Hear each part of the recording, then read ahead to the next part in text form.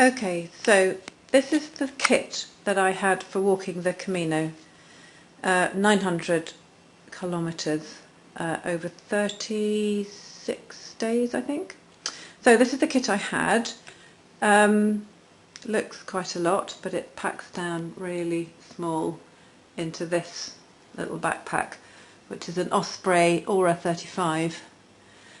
It also has a bladder, which is actually not here, but one of those water bladders that fits inside. Now the thing about this backpack that I really liked, I'm going to turn it around so you can see, is that it has a space at the back that allows you to breathe, and that's where the bladder fits in behind. My friend had a backpack that in many ways was easier to pack and unpack, but it didn't have this this space, and I got much less sweaty on my back than she did. So that's the thing. It has these useful little pockets at the front where you can put your money and your camera, easy to get at without having to get it off. So that's the pack, and the bladder tube comes down here. It's for walking the Camino, you want to carry on walking as much as you can, so you don't want to have to keep stopping and taking a water bottle out of your pack. You want to carry on being able to drink and walk at the same time. So I put up 1.5 litres of water in my bladder, and that would pretty much last me the day. So the rest of the kit I had, well, looks a bit of a muddle, but I had, for clothes wise, I had a pair of trousers, these trousers, which zip off to make shorts, and you can see the difference in colour. I don't know if you can, but the shorts are much paler. I wore the shorts quite a lot, but the trouser bits that I zipped on were really good for sometimes in the evenings, or when it was too hot and I wanted to cover up, and also latterly towards the end of September it was quite cool in the mornings, and I'd probably keep them on until late morning. I also had a pair of shorts, just ordinary shorts, really lightweight, really easy to dry. You want everything easy to dry when you've washed it, because you're going to need it the next day. And I took a belt. Wasn't sure if I was going to use it. Towards the end I did, because I had lost a little bit of weight.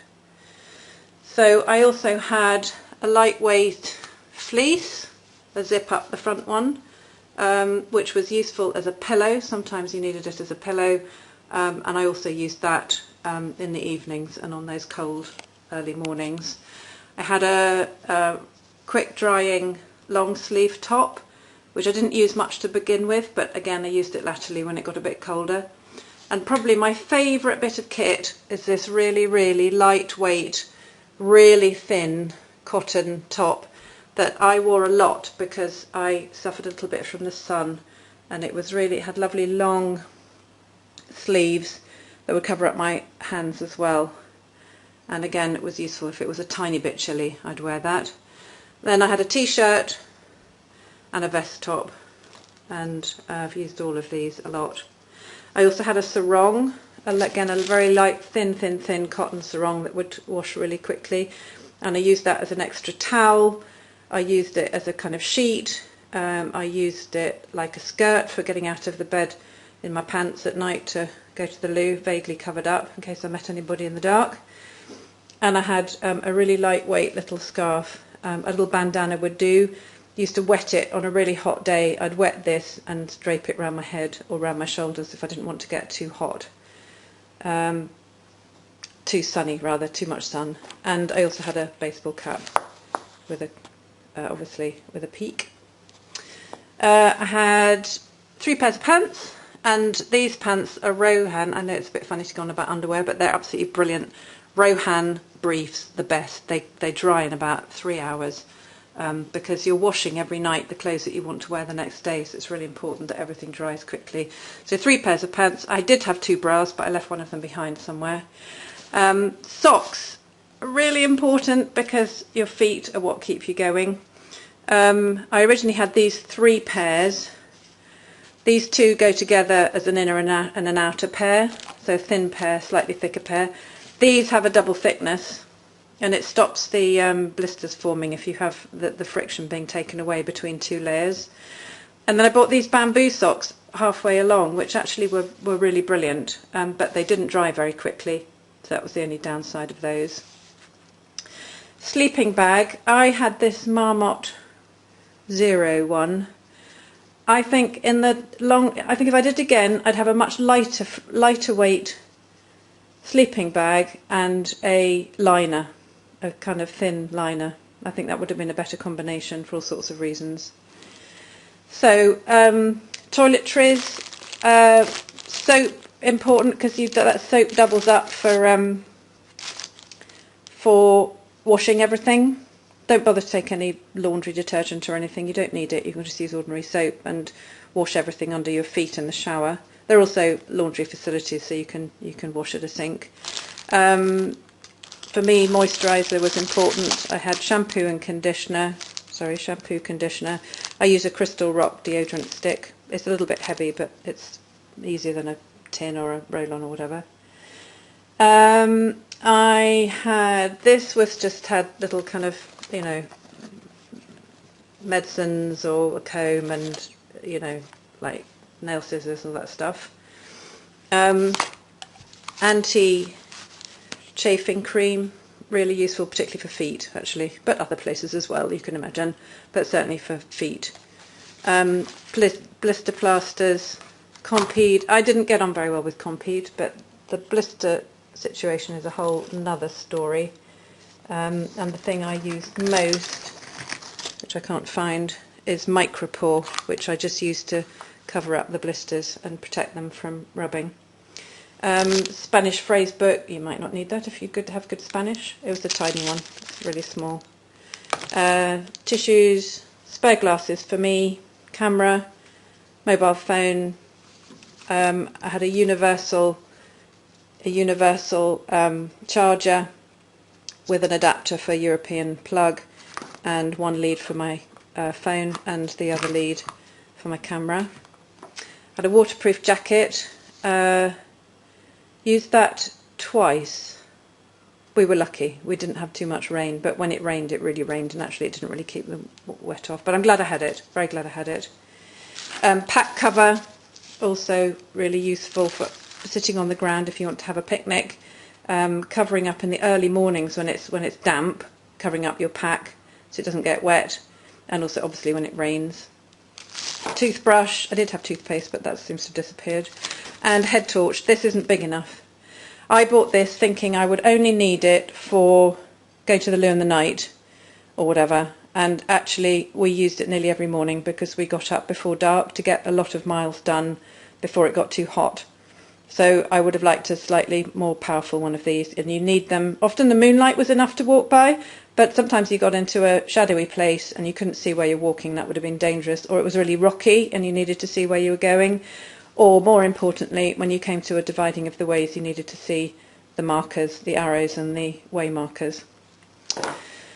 Pack of cards. We actually didn't really use, we used these once, I think, for the two of us, but depends who you're walking with. Notebook with a pen, useful to keep a journal. Plastic knife and spoon, it depends. We had a few picnics, only used the spoon once really when I was eating an avocado, but the knife I used a lot for cutting cheese, cutting bread, cutting fruit, whatever.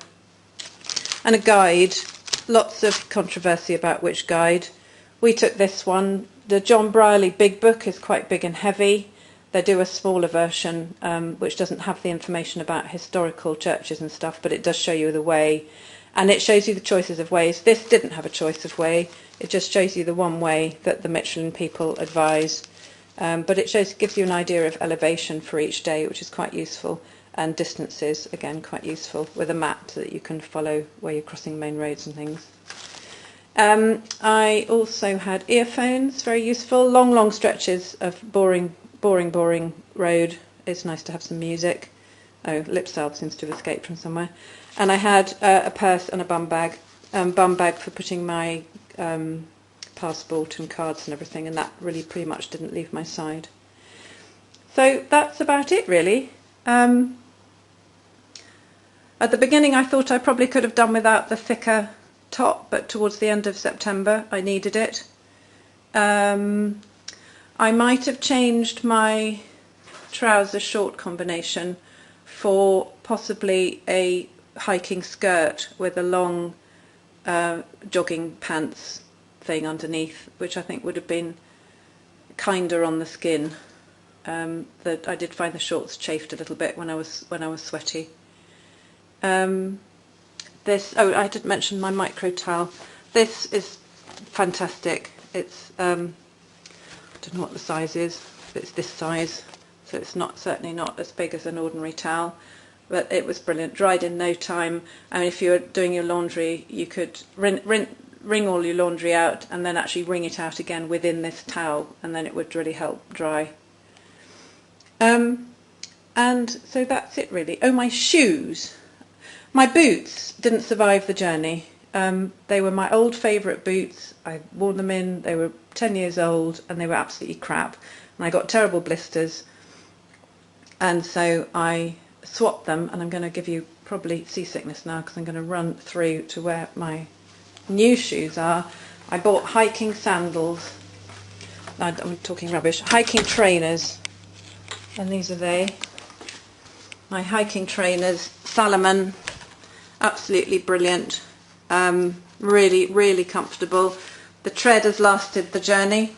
These have done 800 kilometres because I bought them about 100 kilometres in, but they have, in that time, amazingly worn out in the heel, and they're actually probably ready to go into the bin.